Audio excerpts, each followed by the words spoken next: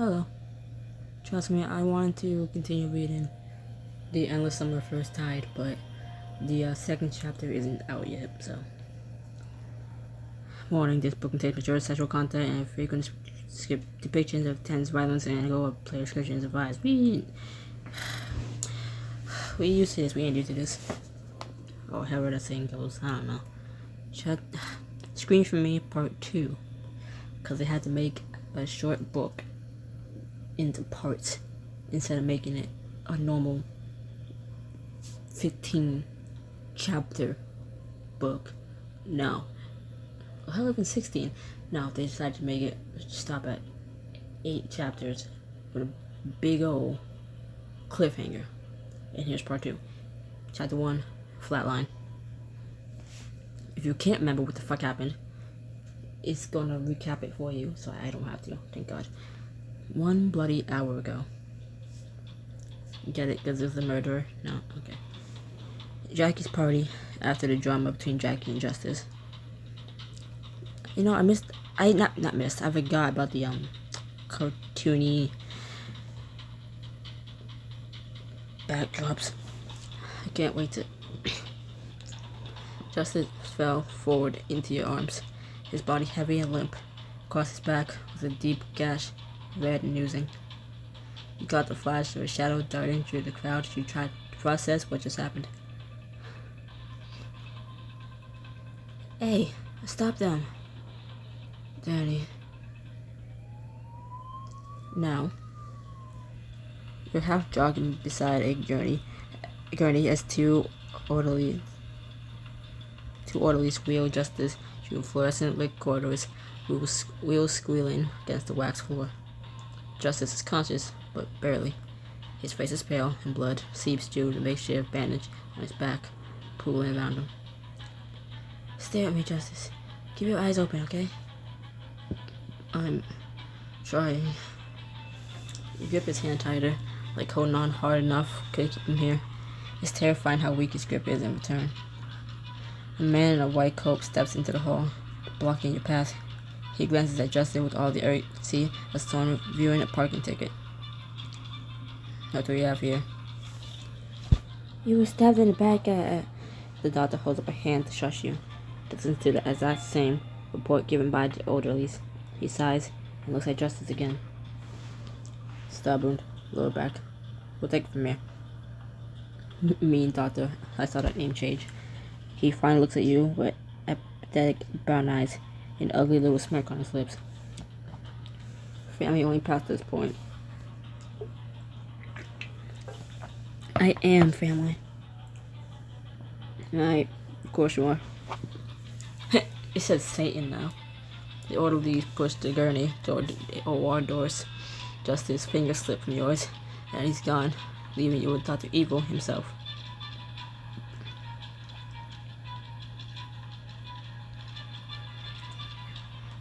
You don't get to treat him like a number. He's a person. He's my person. I expect you to do everything you can for him. Surely you aren't telling me how to do my job. The waiting area is down the hall. The doctor turns on his heel and disappears through the doors after the gurney. Bastard. A second later, the operating light turns on above the door, and then it's just you, alone in the silent hallway that smells like floor wax. It'll be okay. It'll be okay.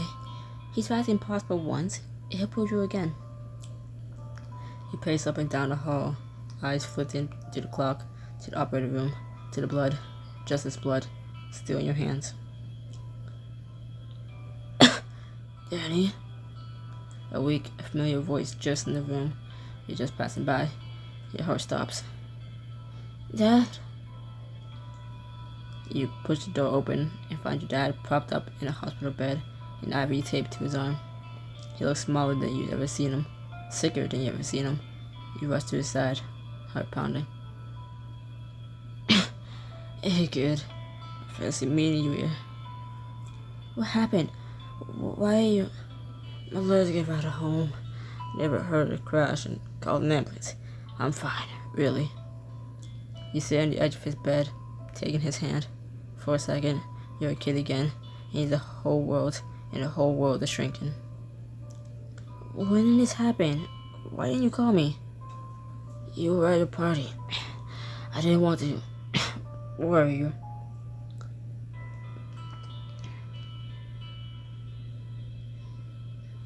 Dad, you should have let me take care of you for once. If you had, maybe it wouldn't have gotten this bad. But that's my job, kid. Dads don't clock out. They get to clock out when their daughters are old enough to take care of them. Seeing your dad so small, hearing his voice so weak, it instantly stuffs out the fire inside of you. You bite your lip to stop it from trembling. The door swings open without a knock. The nurse strides in, drops a thick stack of paperwork onto Dad's tray, and clicks a pen against the clipboard. You need to sign for 3 additional tests, Dr. Graham. Dr. Graham ordered. The bottom of each page. You crane your neck to read the bill. The numbers are absurd. Each test costs more than you make in a month. 3 tests? For what exactly? The nurse crosses her arms, and you read her name. Nurse Morgan, on her name tag. For your father's care, Mr. Rather he not be cared for. Dad reaches for the pen while you're reading the pages. It's okay, kiddo. No, Dad, wait. Visiting hours end in 10 minutes, by the way. She turns her back to you, dismissing you entirely. Heat rises in your chest. What the fucked up hospital is this? I really hate hospitals. This isn't helping. Something about this place, about her, makes my skin crawl. I can't just let this slide. My father is a person, not a payday. He deserves to know what. He deserves to know what he's signing and why. What happened to every one of these charges? Not my line. Or those papers stay unsigned. I don't have time to. Then make time. That's what he's paying you for, isn't it? The muscle ticks in the nurse's jaw, but she does as you order, explaining each test that's been requested. Take a picture of each document for good measure. Stomach nodding so the total tallies higher, but a glance at your dad makes up your mind. He's worth any amount of money. Not mine. As your dad signs the final page, Nurse Morgan mutters under her breath. Difficult families. I'll note this in his chart. She scoffs, snatches up half the paperwork, and storms out. As soon as the door clicks shut, you turn back to your dad, taking his hands. This place is wrong, Dad. I don't like it here. It's a hospital. They're all this way. Who gave you a call, by the way? Was it the neighbor? Actually, something happened at the party. You tell him about the mass attacker, about justice, about the operation that's currently underway, just down the hall. Of course, the part your dad latches onto is the first bit. You were attacked by a mad slasher at the party?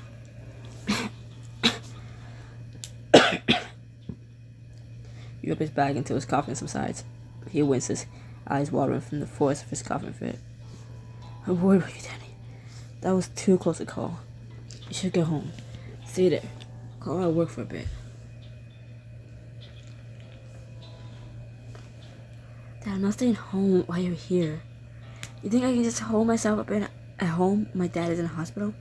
There's not a chance in hell.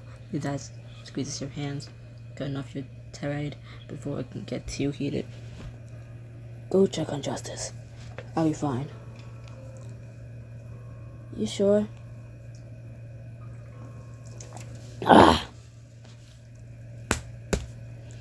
Of course. And I'm already in the hospital. I got a sour rainbow ghost energy drink. So, if you hear me do that again, you know why. Deal with it. Just deal with it. Just shut up and deal with it. You lean down and kiss his forehead. He's warmer than he should be. I'll be right back. Don't go anywhere. Oh, being warm is bad. Oh. So, if being warm is bad, my forehead is hot. Is that... Am I okay? Am I gonna die? My forehead is hot to the touch. I think I'm dying. It's nice knowing you guys. Okay, bye.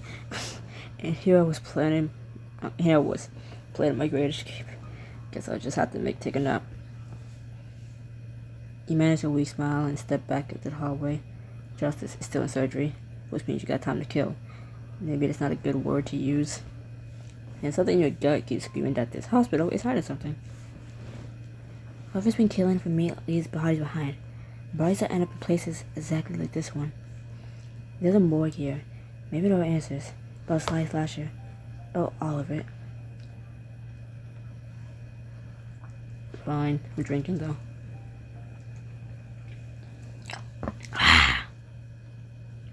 I have to know. I won't get another chance like this.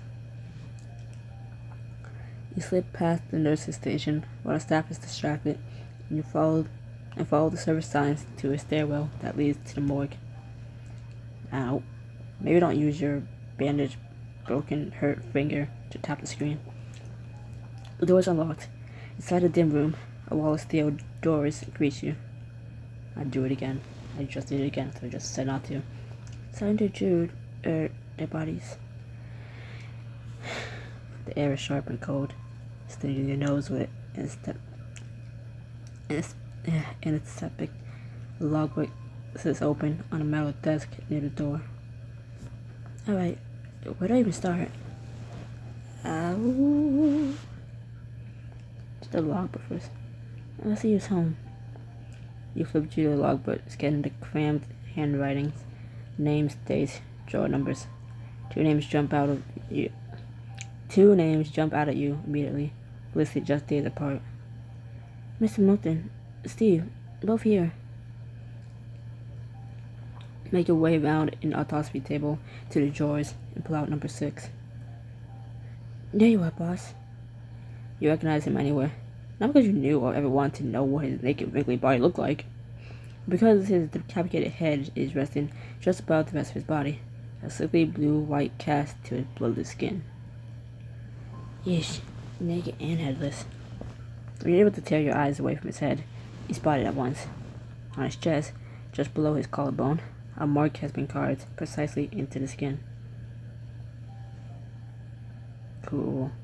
Can someone do it to me? You just like mark a fox, shape it. Ooh, not a fox, a wolf. Like, give me a wolf mark on my body. That'd be cool. You like carve it like with a little like scalpel, I guess. A little well, I guess you just tattoo it, fine. But like, ooh, a red tattoo, so it looks like I've been like, so it looks like someone stabbed me with like a knife to make it, but it's just a tattoo. That's red. That's called red. Oh, white one. Oh, white wolf. A tattoo of a white wolf, you know, and white ink. You know what I mean? That's what I mean. On my body. That actually won't work. I'm black but I'm light skinned. To the point I'm white skinned, so that wouldn't even show up. I'm not even joking. That's not gonna show up. I drew with a gold pen on myself, and I couldn't even see the damn thing. It blended into my skin. The only difference was it's a sparkly pen, so I can see like a little bit of glitter on it. Other than that, I couldn't see what I just drew. So white, yeah, that's not showing up. A fox, Sly Slasher. He signed his work. What the fuck was I talking about? Oh yeah, I want a wolf tattoo. I hate needles, so don't ask how that's gonna work out. You stand over the two parts of the body of the man who made your life live in hell, trying to figure out what exactly you feel about this. What exactly you feel about all this. Hey boss, still hate you. Even dead, you still make my skin crawl. Actually, you probably make it crawl even more like this. So now, I'm not crying over you. I'm fresh out. You kick his drawer closed without ceremony, then wipe your hands on your clothes for good measure. Ooh! Next you go to drawer number 9 and give the handle a tug. So we went from 6 to 9. 6, 9. I heard about him. I haven't heard any of his songs in a minute. Next you go to drawer number 9 and give the handle a tug. You can't help the sound of disgust that leaves you when you see Steve. God. One eye's a bloody mess. Actually, you don't think there's even an eye in there anymore. Decapitation or stab in the brain due to eye socket. Wonder how Slasher decides his victim's face. Sure enough, the exact same spot below Steve's collarbone is the same coward's fox mark you saw on Mr. Luther's chest. Not even Steve was safe. Not even Steve was safe. Oh my God. He stared down at Jackie's ex, now reduced to nothing more than a slab of dead meat on an iron gurney. I'm gonna make this short. In part 1, which was just driving me up the wall. Is it like all these books, except for Foreign Affairs, kind of want you to be a female, right? Even if you have the option to pick male, you can see that this story kind of wanted you to be a woman or a girl, depending on like the type of book it is. But whatever, you know. So like, you that's like the same thing for this book. Literally, because in the cover art, our character is shown as a woman, right? With like male love interest, right? That's like default for like every book except for special cases like Foreign Affairs, where your character is shown as a male and your love interest is shown as a male. In that one book called All of Us, where it's a all gay story, so his side is, you know, you is a gay man, love interest is a gay man, right? Oh, and also All of Us, her story was the same thing but 2 women, but whatever. My point is about Steve and Jackie being exes. Jackie's is like, seems like he's a love interest for you, and Steve being his ex is like, did the book want me to be a man with a female best friend, female Jackie friend, or because otherwise it's, yeah, I don't know. It's something about, oh my God, Jackie gay. Okay. I don't know. It's just I wouldn't expect the act of your love interest to be the same gender as your love interest. I'm not making any fucking sense. It's just drawing me the fuck off. Like, okay.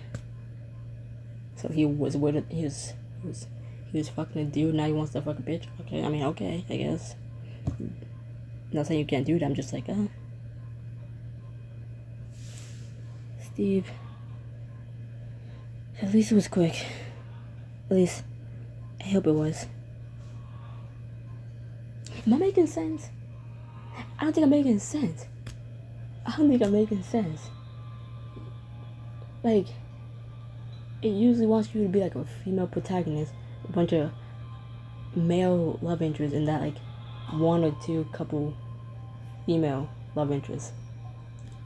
So the fact that one of your love interests is a guy who has a male ex, when usually is a guy who has a female ex, like literally every other book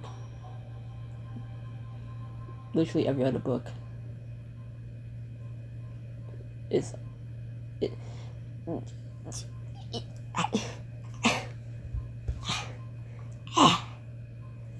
I can just say Endless Summer First Tide, that was an example of that. Watch it. You know what I mean. If you don't, good. Fuck you. I don't know. I don't care. I'm tired. I'm drugged out. I'm high. You take a picture of the mark on Steve's body, then slide his jaw shut. I just like to rant about nonsense and see who's gonna watch. Who's gonna watch the video to the end? Listen to my bullshit. It's fun. Back at the metal desk, your eyes drift to the logbook one last time. Like I do this on purpose. There's a third recent intake listed, but it's marked as a hospital case. Natural causes. Nothing to do with slasher. The pattern is undeniable. Every victim the killer carries the box.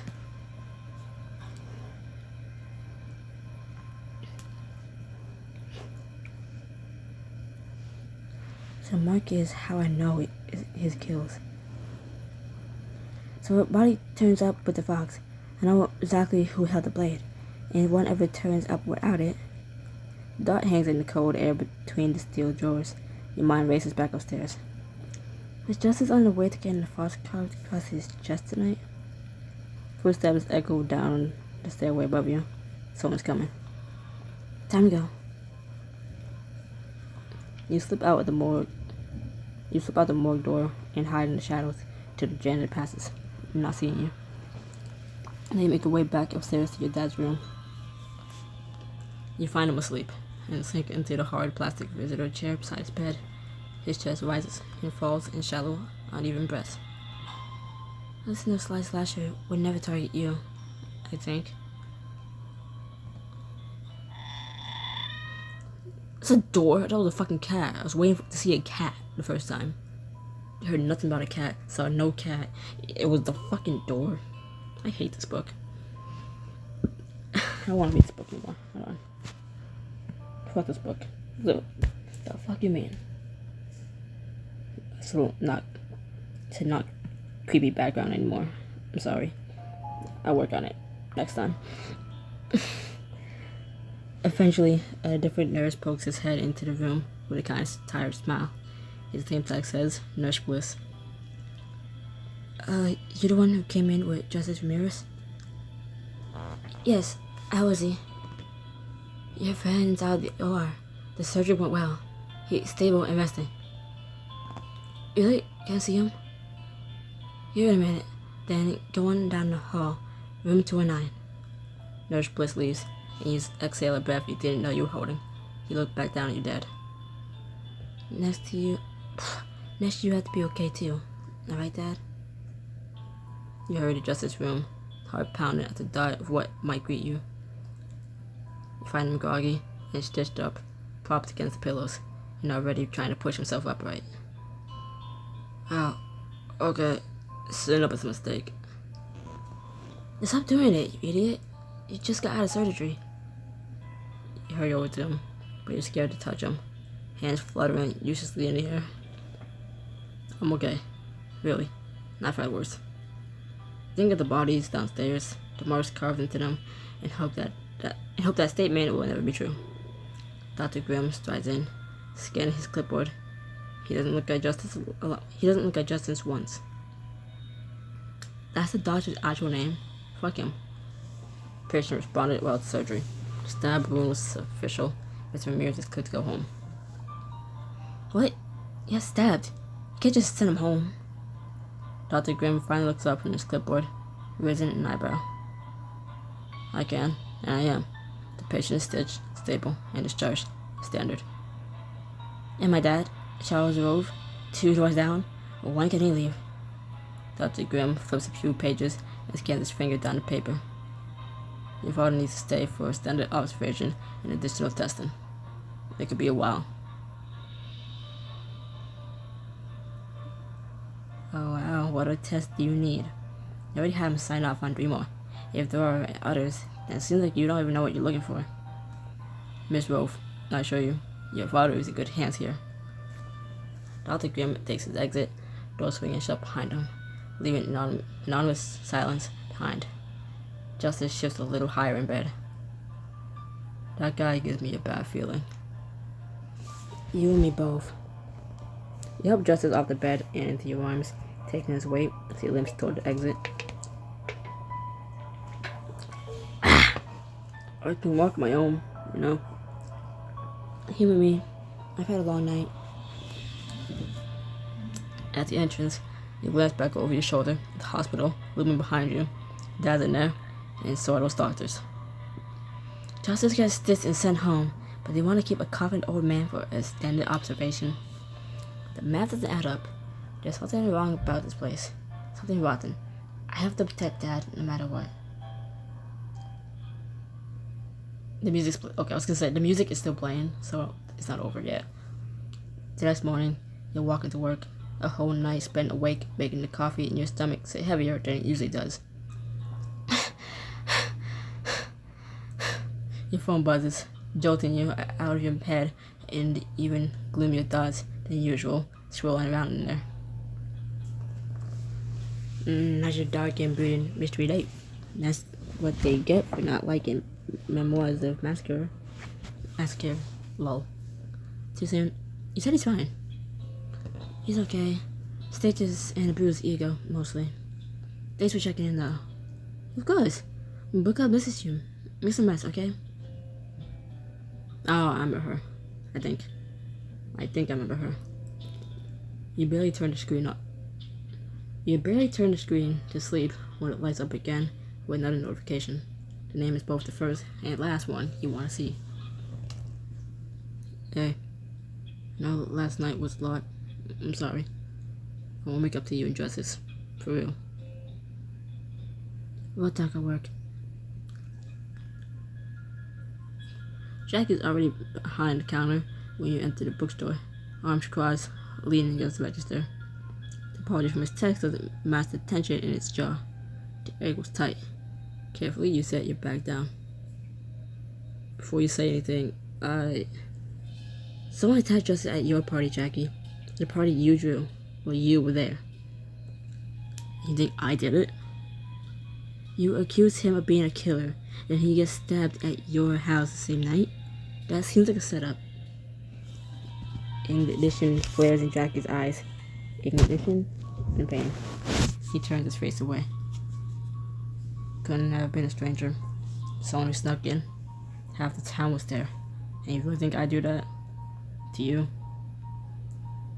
He looks back at you, all hurt and longing, and it hits you that this feels exactly like a scene out of one of your angsty dark romances.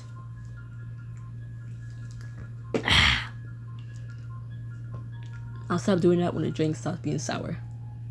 Until then, what really hurts someone you care about? Think about that for 1 second. Suddenly he sounds protective, which is exactly the problem, because the protective is exactly how Slice Slasher sounds too. Jackie, if you didn't do it, then look me in the eye and say it. Jackie holds your gaze. His eyes are red, rimmed, and tired, like he didn't sleep either. I didn't do it. I will never do that. Not to Justice, not to you. And if I find out you're lying, then I deserve whatever comes next. I'm not lying, Danny. I swear on my life. Jackie's hands are shaking. He shoves them into his pockets to hide it. You exhale and rub your face with both hands. I'm sorry. My head's all over the place right now. Dad's sick. Justice is barely stitched up. I took it out on the wrong person. Jackie's shoulders drop and he nods slowly, accepting it, the way good friends do, even if the hurt is still there. It's okay. I get it. You're scared. Terrified, actually, but that's not your fault. Excuse me, does anyone work here? A grating voice cuts through the bookstore, breaking a moment with Jackie. A customer waves a paper back in the air near the front counter. I've been standing here for 5 minutes. Do you not have this in hardcover? Do you have this in hardcover or not? The shelf is right there. I shouldn't have to look for it myself. That's what you're for. Jackie lays a warm hand on your shoulder, easing some of the tension building there. I'll deal with this one. Thanks. I need a minute. You retreat to the back room to breathe. It's dim and quiet. It smells like old paperbacks and dust. The most peaceful smell you can imagine. You lean against the wall, close your eyes, letting the muffled sound of Jackie dealing with the customer fade into nothing. I just accused Jackie of attempted murder, and he's still taking care of me. A gloved hand settles on your waist from behind, and hot breath fans against your neck.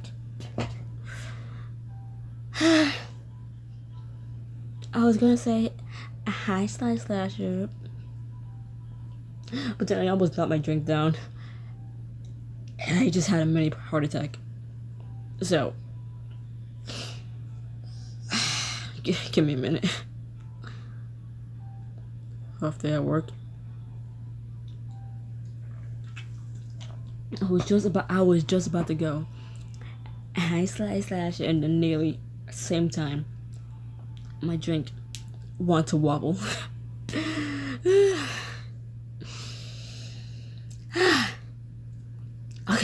Okay, I'm good. I'm fine. I'm just tired of spilling my drinks on my bed, on my floor, on my bed again, on my floor again, on myself. You know, your split second of alarm is already melted to full body heat. So you sink back against the killer. Why are you sinking back against? Okay, you know what? Okay, you got it bad for a fucking killer. You horny for a killer. Okay. His large hands blaze over your lower abdomen, fingers clenching possessively. Your heart picks up the pace. Now you get near. Not you all smiles for the fucking, you know, okay, you know, I remember why I hated this book. Oh my god, a guy who could kill me, but he's not killing me because he's protecting me. Oh my god, hello, like, he's killing conveniently all the people you don't like or is giving you a hard time. And if someone realizes that people you had trouble with are now gone, you don't think they're gonna like be looking in your direction like, you didn't like your boss and now he's dead. You didn't like Steve, now he's dead. It seems like you don't like a lot of people, and then those people you don't like end up dead. You want to explain that, Danny? No? How'd you get in there? You don't have to know. His husky voice grows lower against your neck, the bottom of the Voss Max pressing coldly against your skin. I watch you argue with your friend through the window. You were watching? I'm always watching. You know that. He shifts closer, body tight against your back. His arm turned to a vice around your middle, and you love every second. Oh my god. You really had him screaming. Should be jealous of your coworker too.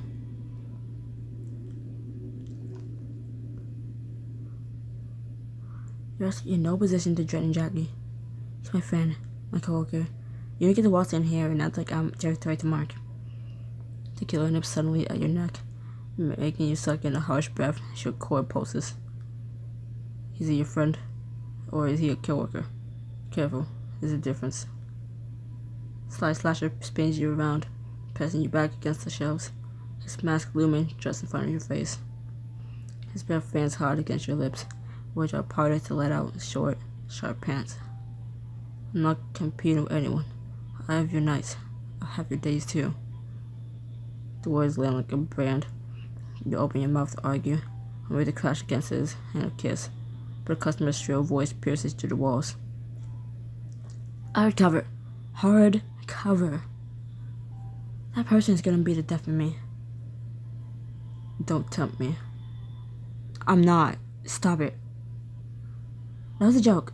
Please tell me you know that was a joke. Mostly. Slasher's glove thumb rubs up the side of your neck, pressing against your pounding pulse. I can't go deeper for him. Wait, pause. I can't do a deeper voice for him. As you can tell, mine is gone. This drink is not helping. Anyways. You can't see his eyes, but you can feel them swallowing you up, inviting you to drown in his darkness. Oh my gosh, you guys heard that? I took a sip, and I didn't make a noise. It just went down. Oh my god. I'm getting over it now, oh my god. I'm immune to the drink. It sounds busy up there. You should get back to work. Just know that I'll be watching from the shadows. True to his word, The killer slips back into the shadows of the stockroom, leaving you tingling from head to toe. You dirty tease. You might just hear a dark, rich chuckle behind you as you make your way back upstairs.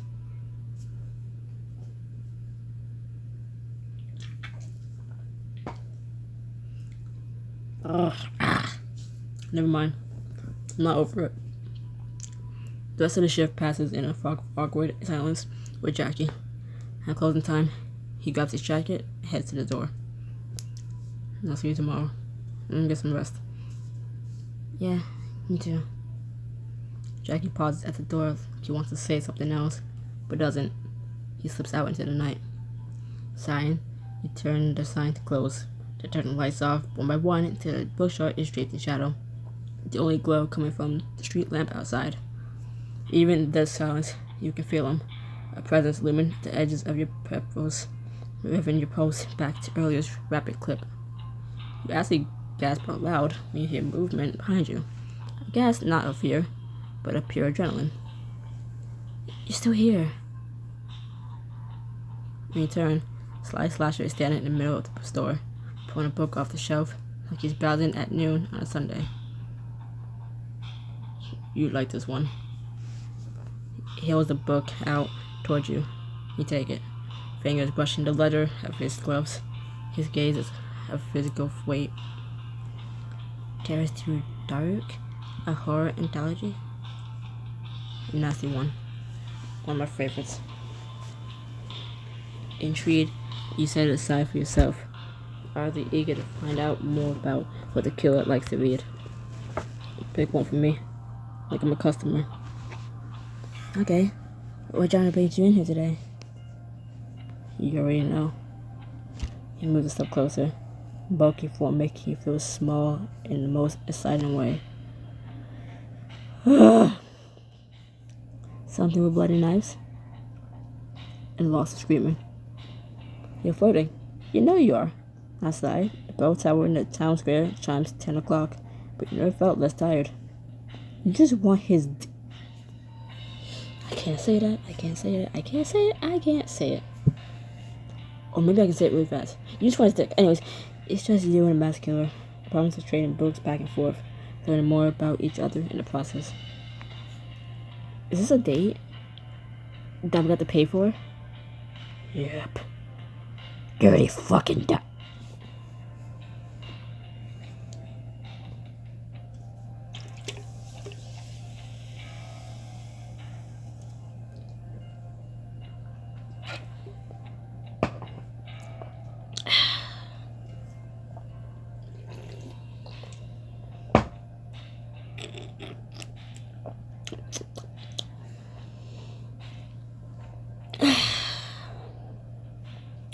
Dirty fucking diamonds. I forgot how expensive this book was. For the dumbest choices. Oh my god. It's okay. It's okay. It's okay. It's fine. It's fine. As long as it's not more. As long as it's not another diamond thing after this. It's fine. It's perfectly fine. I'm not feeling the effect of this drink, which means I'm not drinking enough. It usually takes like 1-2 sips for me to get buzzed. This thing's almost gone, and I'm still sober. I don't like it. I don't want to be sober for this book. Come downstairs with me. You got some special things that haven't made it to the shelves. You hold back the shiver that sits between your shoulder blades as he follows you back downstairs, a looming shadow at your back. Great, I paid $30 for him to kill me. He's still right behind you as you run your fingertips over dusty book spines, searching for one title in particular. You find yourself waiting for the moment he displays his hand over your stomach like he did earlier, an ache forming within your legs as waiting turns to impatience. Are you actually looking for something, or are you stalling? His voice skates against the back of your neck, low, raspy, a darkly teasing note. With a huff, you pull a towel off the shelf and turn around, pressing it into his hands. or Shadow Eternal. I haven't heard of it. It's a psychological thriller about someone who can't stop protecting the person who doesn't need saving. You don't tell them why you picked it. You don't have to. You want to know why I do this. Kill. Will you tell me? The giver turns the book over in his gloved hands, slow, like he's weighing the cards of honesty. I learned to hurt people because people hurt me first, young, before I had a choice. The words hang in the dark between you. They sound like something he's never said out loud before. How young? Young enough that I don't remember what came before. Your chest ached. You know what it's like to carry a past that started before you were old enough to understand it. Your fire, your scars. Why do you kill for me, though? Everyone in this town, why you kill for me specifically? Because if he didn't kill for you, you'd be dead. And you can't be dead because you're the main protagonist. The kill is quiet for a beat, long enough that you hear the old building creak around you. You're someone I have to protect. You've been through enough. You don't deserve more pain. Suddenly his voice cracks in that last word. Not much. It's just a hairline fracture. But you hear it. Careful, that almost sounds like feelings. Okay, I'm not used to being someone's reason. Don't go south to me. Careful, that almost sounds like feelings. Just read whatever you want to read, I guess. Like, you actually care. You really care. And you think killers can't care? I don't know. Is there really a heart in there? You poke his chest, your finger beating hard on yielded muscle. I know I'm not into men, but like, I don't get what's attractive in very muscled men. Like, do you have a life outside the fucking gym and protein shakes and muscle shirts? Especially when they're sweaty or wet in any way, it's like, ew. Ew. When one of their arms is like as big as or as wide as their whole chest area, or like at least half the size of their chest area, it's like, oh my god. Dude. Tone down. Get off the steroids. Like, then again, if it's a woman, all of a sudden, I'm all for that. Crazy. Anyways, a twisted one. And almost everything it feels resolves around you. The way he says it makes you positive is the truth. You shiver at the intensity. That's a new way to say positive. Positive. I'm getting drunk. Yay. I feel it. I feel myself getting drunk as the book's taking a sexual turn.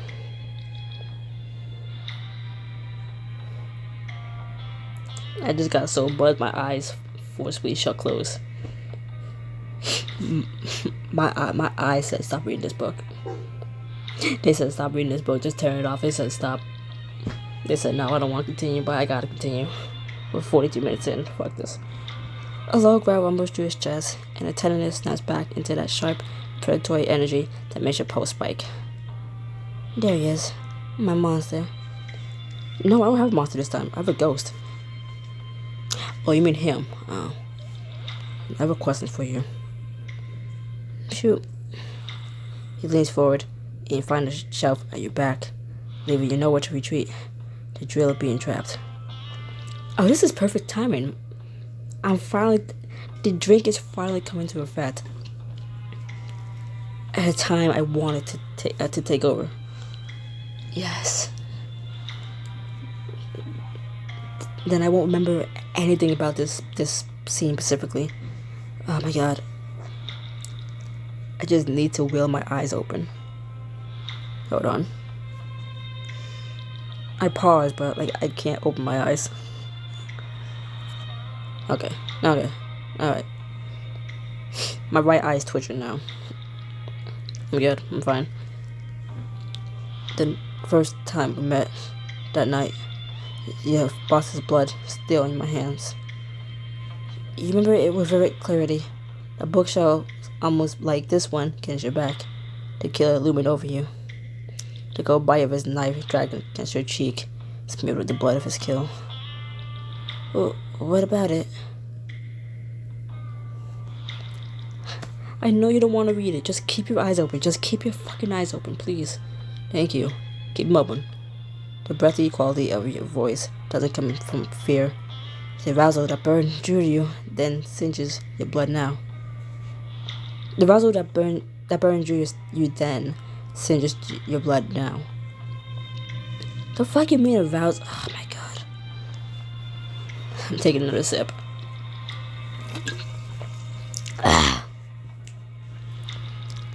We were interrupted then by sirens, but we hadn't been.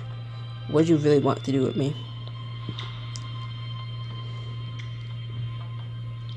Whoa.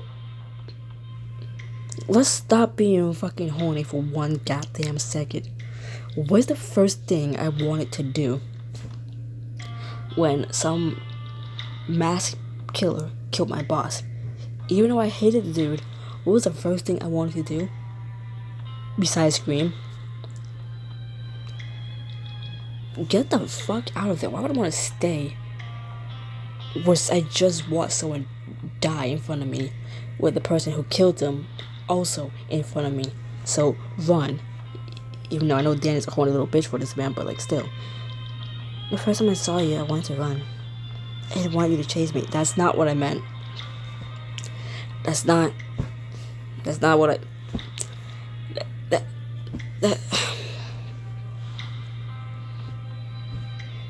That's not... Oh my god.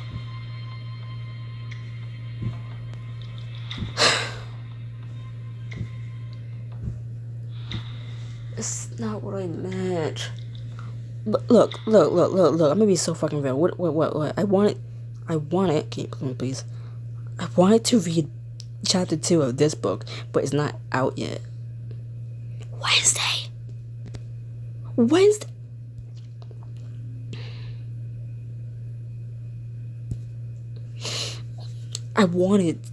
I got onto this app because I wanted to read book 2 of that, not this. Here we are, and I want you to chase me. The mission feels like freedom. You catch a glimpse of Sly Slasher's brown eyes darkening beneath his mask. Oh yeah, I'm just gonna painfully read you this whole thing with no commentary, because, well, first off, I'm getting buzzed as hell. Secondly, I'm so over this fucking book. I want you to catch me, grab me, trap me. I want you to hold your knife to my neck. The killer's chest rises and falls quicker with each word out of your mouth. You're not afraid of the dark. You like it there. I mean, yeah, I do, but like, it's not... Okay, never mind. He cups your face, his hand dwarfing your cheek, his thumb brushing hard against your lower lip, pushing it to the side. My good, messed up girl. I'm as uncomfortable as reading that as you are hearing it. He crowds closer, the books rattling behind you as your shoulder blades bump the shelf. His body pins yours the same way it did that first night, but now his warmth is familiar. The lines of his body is secret indulgence. My twisted, screwed up girl. I hated reading it as much as you hated hearing it. His hands find fabric and rip it off you in a few rough motions. The cold air hits you with bare skin, and you gasp, but his body is on you immediately, warm, massive, and consuming. He lifts you off the ground like you weigh nothing, pinning you higher against the shelf. Your legs wrap around his waist for an instant. But I like that outfit. Yes, and it costs a lot. His hips press between your thighs, and every slow roll of his clothes erection tells you exactly how much he wants this. Oh wait, I actually didn't pay for the outfit. I saw how much it was and said, I don't give a fuck about dressing up for this party. I know I said no more commentary, But I couldn't, it made me say two sentences with like, it ended in, like, good, my twisted girl, my whatever he said. And I just read you that sentence normally until I realized that I just said the word erection. I hate it here.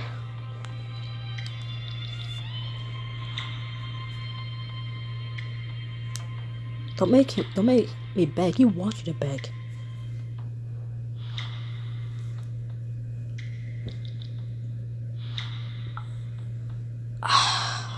I retire from this, like, reading thing.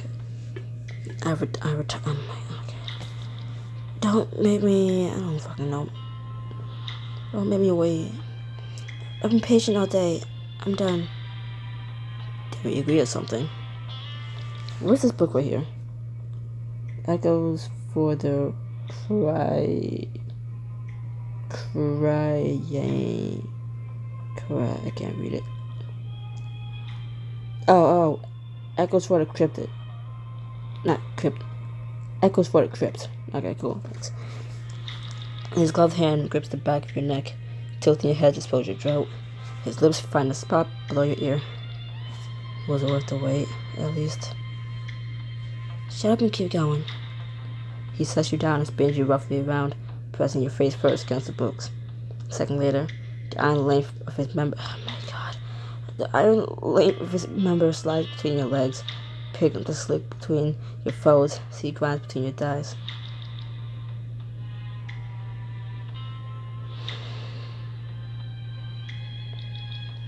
Fucking wet for me.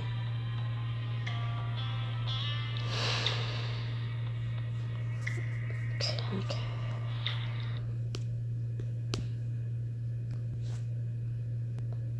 Let's look at wallpapers, guys. Let's look at some wallpapers. Fuck, like, let's do that.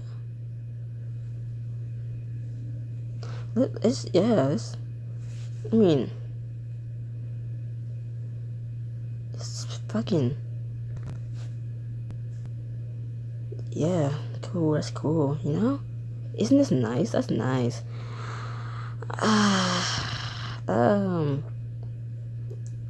I got nothing on my phone. My phone's dry, so.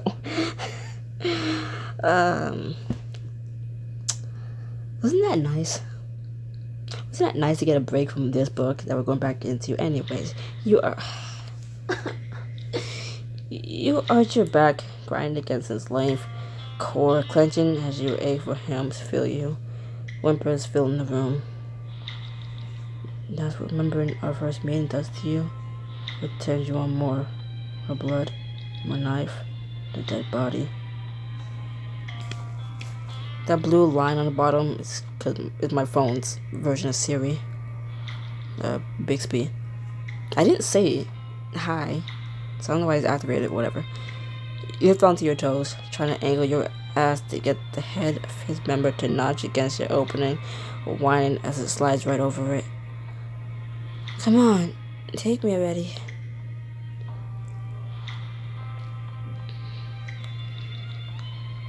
Go to my happy place, I don't have one, okay, just open your eyes and read, and suffer in silence until the book's over, until the chapter's over.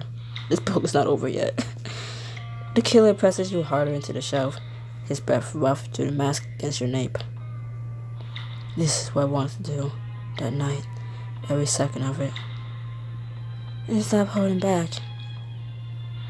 I want to hear you lose control. I want to watch that perfect composure crack. I want to be the one who breaks it. Something snaps in him. His grip on your thighs tightens and he pushes into you. No more teasing. No more patience. You know, I was thinking of rereading the book rereading this chapter because I yapped too much and made the video longer. But then I realized the cost of having to replay this chapter is that I had to reread everything I just went through that I didn't want to go through in the first place. So I apologize for the yap session at the beginning. I'm sorry.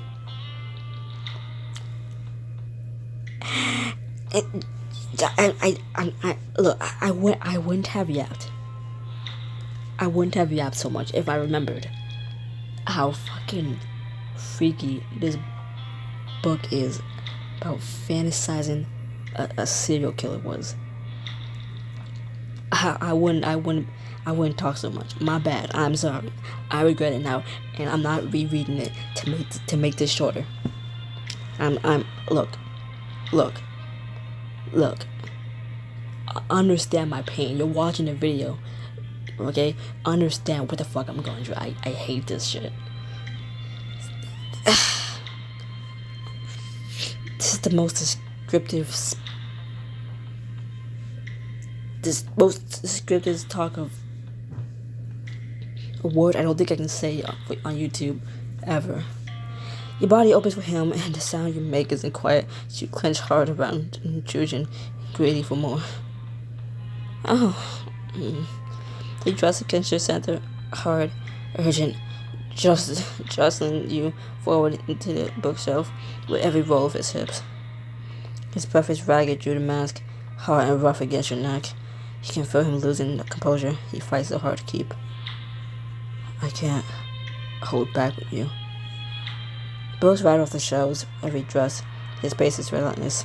Each stroke hits deeper, rougher, pulling sounds from you, both of you, that fill the dark store. Don't stop. Right there. He bites your shoulder as he thrusts in once more, hard, and you feel him paint your insides with his seat. So you know what? Just crazy. I don't like this wallpaper. I got a message. I'm not showing it to you, but like, oh my god, I got a text. Yeah, it wasn't a fun text. It was like irrelevant to me. I don't like this wallpaper. Actually, I kind of want to change it. Like, don't you guys agree? We should change this wallpaper. Like, it's crazy. They don't.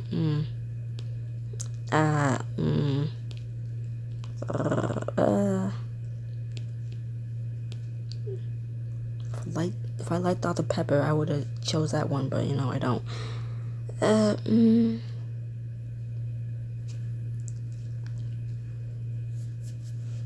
Oh yeah.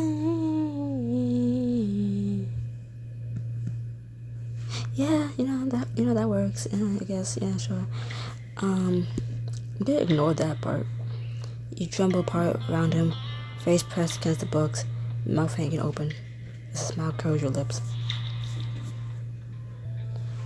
Someone walked past my room, and it's a good thing it was after what I just said. Pains in my insides with his. You know what? The aftermath is quieter than you expected. The bookstore is a wreck. Books scattered across the floor. A shelf slightly off his bracket. Neither of you moves to fix it. Slight Slasher presses his forehead against your shoulder, and as he pulls out of you, the mask cools against your flushed skin. His breathing is still rough, still unsteady. You make me forget what I am. You turn to face him, tracing a finger over the line of his cheekbone, just visible beneath the mask. Maybe that's not a bad thing. Maybe. He pulls away slowly, reluctantly, and reaches to the shelf behind you, pulling down a thick, dark poetry collection. He dog-ears a page and presses it into your hands. Page 47. Read it when you miss me. He brushes a gloved thumb across your lower lip, holds it there for a beat too long, then slips out the back door and into the night. I need a drink stronger than an energy drink. You log out the bookstore and head home. The killer's book tucked under your arm. End the chapter!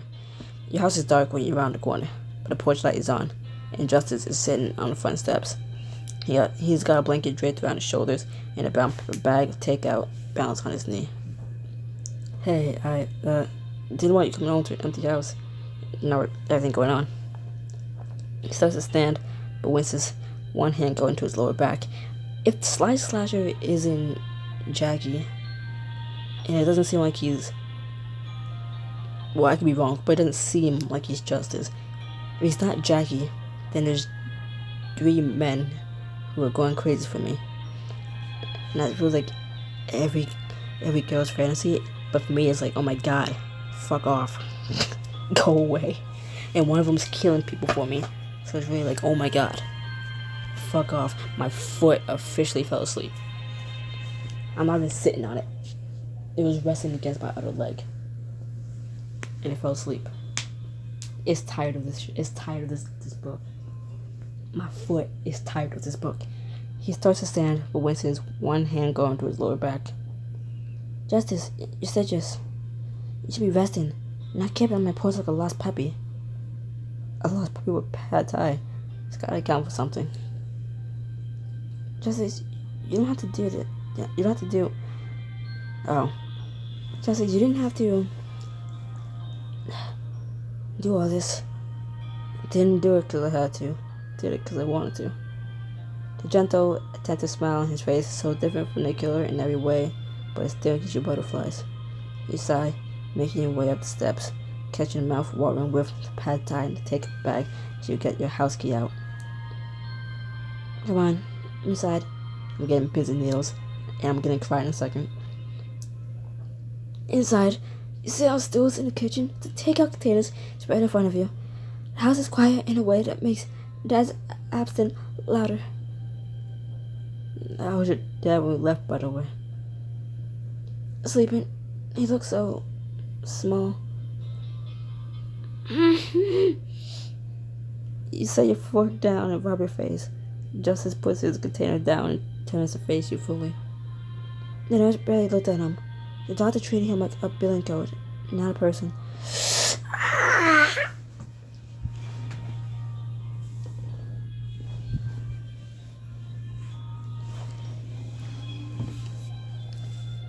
My foot's tingling, and it didn't help that the moment it started to tingle, that I accidentally kicked my other foot. So I just made it worse for a second. 9 seconds, a minute, I don't know. I lost track of time. Let's do it again. Justice listens, really listens, the way he always does. Quiet and steady and completely focused on you. I don't know if they're helping him or just run up a tab until he can't fight back. Your dad is lucky to have someone fighting for him. A lot of people in those beds don't have anyone. That doesn't make me feel better. I know, but it makes it matter more that you're there. You don't say anything for a while. Eventually, Justice clears the containers, Winston when he bends, and you realize how late it's gone. You should stay tonight. I don't want you heading back out there so late. Oh, sure. I don't know if your dad would be okay with that. Yeah, well, Dad's not here, you see. Honestly, I'd like to not be alone in this big house tonight. Yeah, I don't want you to be alone either. Not with a killer on our loose. How do we tell him that the killer isn't going to kill me? He's, killing for me, and in return, he's fucking me. That's it. Isn't that your... It's not in return. He wants to kill for me, and he wants to fuck me, so... It's a win-win for him. And it's I guess a win-win for us. That was not like we told him to kill these people. I'll sleep on the floor though. While your back's in pain. You grab an extra blanket from the hall closet and a pillow from your bed. Then set up a little nest on the floor. There. It's not the Ritz, but it beats a porch step. It's perfect. Thank you.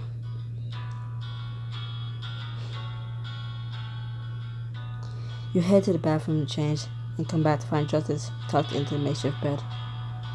Oh, sorry. I should have offered you something to change into. Not that anything in mine would fit you, right? Probably. It's fine. I'm comfortable. Flustered by the softness of his voice, trying to hide it, you hit the bed. The mattress creaking, she slipped beneath the covers. On the floor, you hear Justice shifting around, trying to find a position that doesn't tug at his stitches.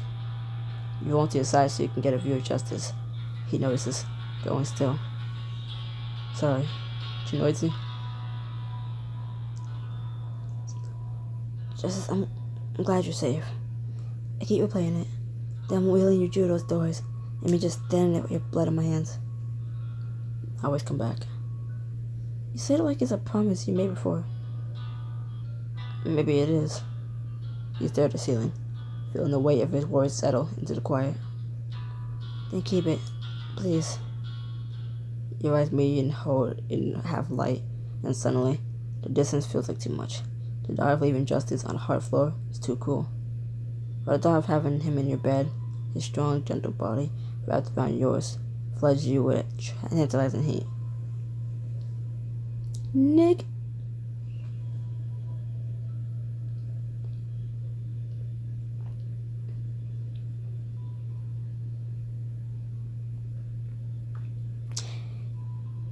Is Justice Sly Slasher? Because whenever Sly Slasher touches me, it says his gloved hand.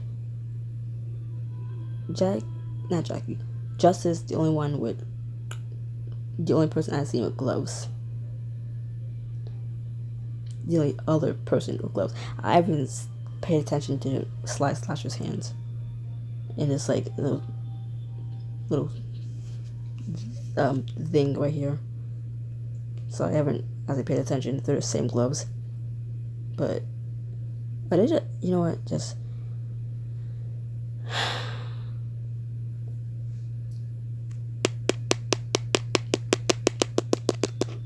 we're too far now for me to restart. Justice? Yeah. There's a whole side of this bed with your name on it. Get up here.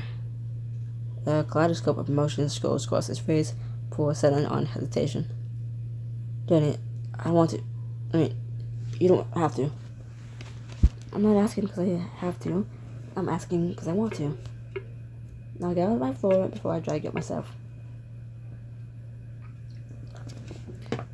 I'm still too sober for this book. A pause. Then a sound of blankets rustling and socks against the floor as he stands and moves closer. You scoot aside and lift the blanket, slow and careful with his stitches.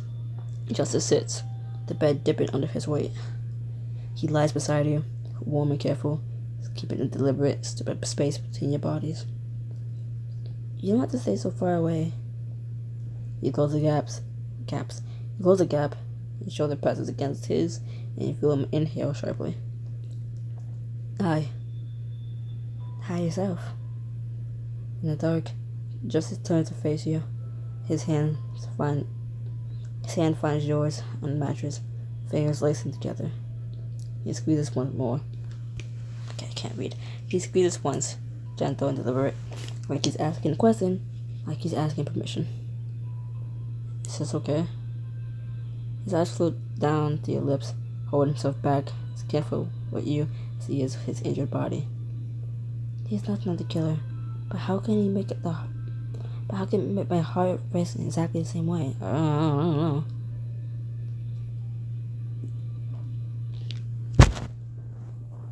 The book is freaky, leaning to the freaky. If it goes a little, give a little back. If it gives a lot, give a lot back. It gives you the option to go far with the freakiness. You take it, and you just shut the fuck up and you read it and you don't cry. You cry after the chapter's over. We can go to bed. Justice, take all of me. My ear. Yours. I said Jackie. Justice, take all of me. I'm all yours. Justice breath catches. Danny. I mean it. Justice presses his forehead against yours. You can feel him trembling from the weight of wanting something this long, finally being allowed to have it. I don't deserve you. Shut up and kiss me. He does. There's nothing tented about it. It's full and warm and certain, and it says everything his shy mouth has been trying to say for years. He rolls you over so that he's on top of you, careful with his body weight, making you feel surrounded but not crushed. Watch out for your stitches. They're fine. His mouth is back on yours, deep, unhurried kisses that make your toes curl beneath the blankets. You drag your fingers into his hair, arch it up against them, your right creaking subtly with each shift. Justice finds the edge of your shirt and pauses, fingertips hovering against the fabric. You can feel his hand shaking. Can I? You nod. He pulls your shirt over your head, slow, and as the fabric clears, he exhales, like he's been holding that breath for years. Justice, look at me when you do. Eyes on me. I want to see yours while you do this. Justice lifts his gaze to meet yours. In the dark, his eyes are soft, open, utterly unguarded. He holds your stare as his hands trace down your sides, not even looks away. I see you. He says it so quietly you almost miss it. And you whisper back just as softly, cupping his face. I know you do. His lips find the hollow of your throat, and you feel him smile against your skin. That smile against my skin, done for. Justice moves lower, Ch1 kisses down the curve of your shoulder. You feel him pause. His lips find the edge of the old scar on your back. He stops there, presses his mouth to the burn, holds it, say nothing, because nothing needs to be said. He's the only one who's seen it and not recoiled. His scarred hands rest against your skin, the rigid texture of its old burns beating to smooth your body, and you realize he knows exactly how you feel. You reach for one of those hands, brushing your thumb against the burns, feeling his fingers start trembling again in gentleness. Justice. I know. Me too. He kisses the scar on your shoulder once more, moves on, trailing warmth down your body until you're shivering for an entirely different reason. He pauses against the swell of your breast, lips inches from your nipple, his eyes heated but still cautious. Still okay? You don't have to hold back with me. I can feel you being polite about this. I don't want polite. I want you. Justice exhaled through his nose, heavy, like you just knocked something loose inside him. You sure? Did I stutter? Surprisingly, no, I didn't. His grip tightens on your waist, and he pulls your hips against him in one smooth motion, careful of his stitches but nothing else. He presses his full weight into you, warm and solid, and the sound he makes against your neck sends a bolt of heat through your whole body. There's the justice I wanted. Justice settles between your legs, and you feel him, the full, solid heat of his length pressed against your core to the thin fabric still between you. You fuck a killer, and now you're fucking a guy you've been, I guess, pen pals with for years. Not pen pals, not pen pals, just some guy you've been talking to online for years, who you're finally seeing in person. You finally get the chance to fuck him, but isn't the moment kind of soured because I don't fucking know, he's injured because he almost died. So he had a stab wound in his back, and this is the perfect time to fuck him.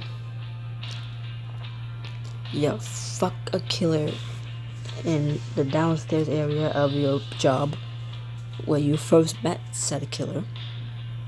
Not saying that's the first and only time you ever fucked the killer, but now you're fucking Justice.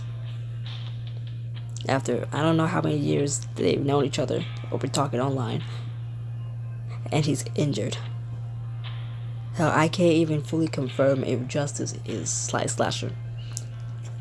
Sly Slasher seemed fine. He didn't seem like he was in any pain, so maybe not. But I don't fucking know. I wanted to get a hair from my lip, and I just pinched myself in the lip. So that's nice.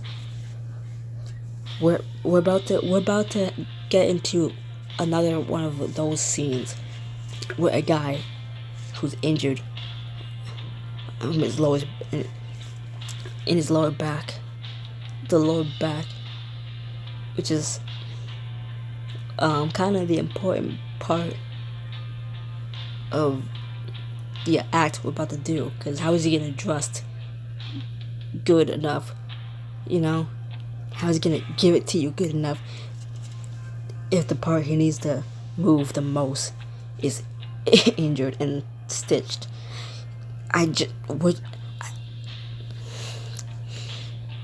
He walks against you, slow and deliberate, each movement dragging against your pleasure center and drawing you both closer to the edge to the last barrier. Justice. He rolls back on top of you, lifting your hips to meet his rhythm. In a wave, his member pulls a moan from your throat that you don't bother holding back. Danny. God. We're still clothed. Oh. I just said we're still clothed. Not anymore. He pulls the last of the fabric away. Yours. Then his. With the same care he's shown all night. Like unwrapping something precious. He presses the head of his knife against your opening, pushing but not breaching, and you wiggle your hip impatiently. I'm about to back out the book one more time.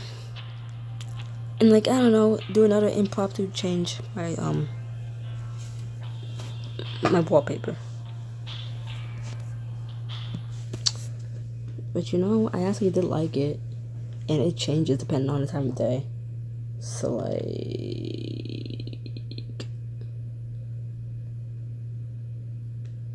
ooh. Wait, hold on. Fine, hold on. This is the last time. I swear it's the last time. I just wanted a distraction. I just wanted a distraction from this book. You can't blame me. I wanted a distraction from the book. Cool. Anyways, I paused to stop. Okay, I paused for 2 seconds. You ready for me? So ready. He enters you slowly, inch by inch, watching your face the entire time. When you gasp, he stills. Too much? You are too sensitive for this. Not enough. Keep going. He does, and your body yields, taking it inside until he's fully hilted. He waits a beat, then starts a slow pull outwards. Danny. The pace he says is unhurried and deep and deliberate. Every thrust landed like a promise he means to keep. He nails find his back and he presses his forehead against yours, breathing hard, holding your gaze, even as his jaw goes tight with the effort staying slow. Right there. Just like that. Keep doing that. Don't change a thing. Justice picks up the rhythm again, matching exactly what had you gasping. The same angle, the same depth, the same intense focus. Like this. Yes. God. Exactly like this. I've got you. He buries his face in your neck, and you feel him smile against your skin as he gives you exactly what you asked for, over and over, till not if you can hold on. Afterward, the room is quiet, except for the sound of both of you catching your breath. Except for the sound of you both catching your breath. Justice lies beside you, chasing slow, absent circles on your shoulder. He touches a thread of light, like he still can't believe he's allowed to do this. Don't scream between us, shut up. He wanted this since day one. Fuck you. I wanted this since the day I found you online. Corey Valentine and Deadly Desire. Finally, no scream between us. That's either the sweetest thing you said. That's either the sweetest thing you ever said, or the nerdiest. Can it be both? Yeah, it can be both. Justice presses one last kiss to your temple and pulls you closer, his arms settling around you like it's the most natural thing in the world. The house goes quiet. Justice breathing evens out beside you, and for the first time in days, you sleep well. And the chapter. Several blocks from the bookstore, a lone figure walks the dark street, phone pressed to his ear. Never going back to that store. It's not for rude. The selection's garbage, and nobody even offered to check the back for me. I asked 3 times. 3. And that godone just stared at me like I was speaking a different language. The man rounds a corner, not noticing the alley they pass, or the shape that detaches from the shadow. Footsteps, fast, closing the distance. Hold on. I think someone's... The customer turns. It's not Slasher. It's not Slasher. Yeah, who are you? Who? The silhouette strikes, fast, brittle, practice. The phone hits the pavement. A gargled whimper drattles into wheezing. A boot heel questions the phone, screaming into the asphalt. The light dies. The street goes quiet. Bye. Fucking finally.